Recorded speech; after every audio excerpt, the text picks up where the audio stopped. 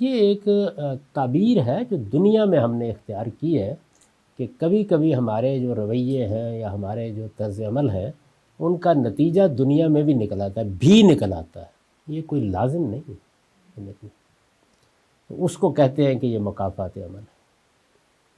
کیا یہ قانون نہیں ہوگا کہ ظہر الفساد فی البر والبحر والا کہ یہ مکافات عمل کا جو بہن نے پوچھا یہ قومی سطح پر ہے، یہاں پھر تھوڑی تفصیل ہے کہ ایک ہے افراد کے معاملے میں تو مکافات عمل کبھی کبھی نمونے کے طور پر ہوتی ہے، یعنی کسی آدمی نے سرکشی اختیار کی ہے تو نتیجہ بھی دنیا میں نکل آیا، یا غلط رویہ اختیار کیا ہے، کسی کے ساتھ ظلم کیا ہے تو سزا بھی مل گئی، ہوتا ہے بارہا، خود ہمارے مشاہدے میں آتا ہے۔ اسی طرح کوئی شخص اگر نیکی کی راہ اختیار کرتا ہے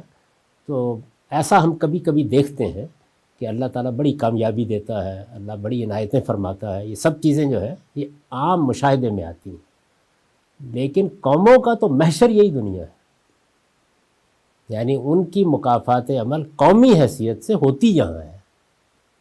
اس کو خود قرآن نے ایک دوسری جگہ بیان کر دی، وہ آگے جب سنن زیر بحث آئیں گی